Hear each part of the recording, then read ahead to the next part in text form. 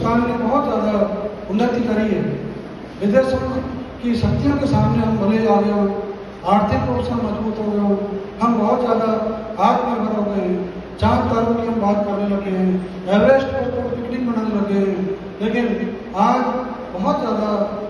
मुश्किल नहीं है बहुत महंगी गाड़ियाँ खरीदना, बहुत महंगे बंगले लेना, अच्छी नौकरियाँ, अच्छे पैकेज, करोड़ों में हमारे बच्चों को पैकेज मिल रहा है। लेकिन इन चीज़ों का थोड़ा इतर कर दिया जाए, अलग कर दिया जाए, तो क्या कभी आपको लगता नहीं कि आज हम बहुत ज़्यादा कंगाल हो गए हैं रिश्तों के मामले में? 90 के दशक से सबसे बड़ा जो हिंदुस्तान में आया है एक संक्रमण का दौर, वो रिश्तों में हम लोग खोखले होते जा रहे हैं। बाहर से कितने ही अधिक अपने आप को अमीर समझ लें, धनवान समझ लें, लेकिन हालात हो रहे हैं कि आज के बच्चों से अगर आप पूछें कि तुम्हारे चाचा का नाम क्या है, ताई का नाम क्या है, नाना का नाम क्या है, शायद आपको हमारे बच्चे को थोड़ा बहुत बता भी देंगे, लेकिन उनकी जो आने वाली पीढ़ी है उनको ये पता भी नहीं होगा कि मेरे माँ का नाम क्या है, मेरे पिता का नाम क्या है। क्योंकि जब होश संभालने की बारी आती है तब तक उनको कहीं हम दूसरी जगह भेज देते हैं। और इसी मुद्दे पर मैं आप सबके आशीर्वाद से, स्नेह से, जो मेरी नई रचना सरस्वती माता का अगर आशीर्वाद रहा वो आएगी कि आज हम जो पेरेंट्स हैं, जो परिजन हैं, हम अपने जो हमने सपने देखे हैं उन सपनों को हम पूरा नहीं कर पाए, और हम चाहते हैं कि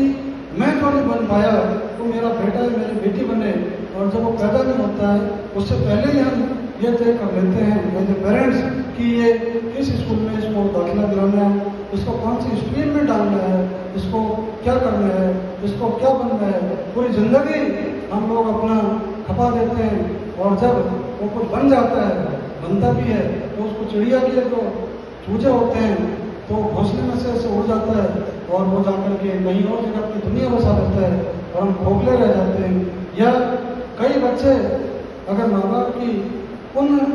आकांक्षाओं को पूरा नहीं हो पाते हैं तो फिर वो आप आए दिन पढ़ते हैं कोटा तो बदनाम है, बाकी कोटा जैसे हिंदुस्तान में कई शहर हैं जहाँ एक दिन में न जाने कितने बच्चे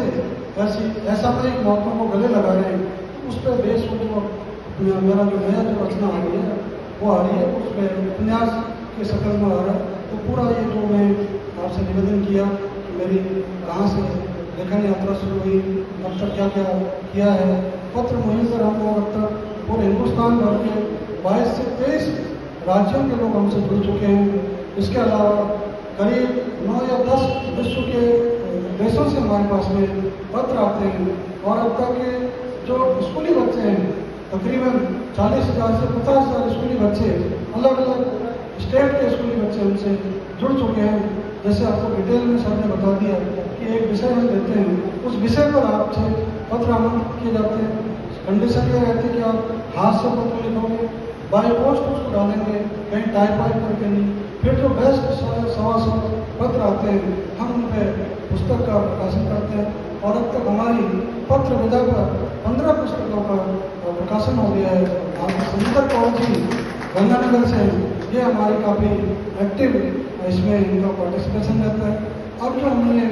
नई जो एक प्रतियोगिता हमने जारी की है, क्योंकि गंगानगर है या हनुमानगढ़ है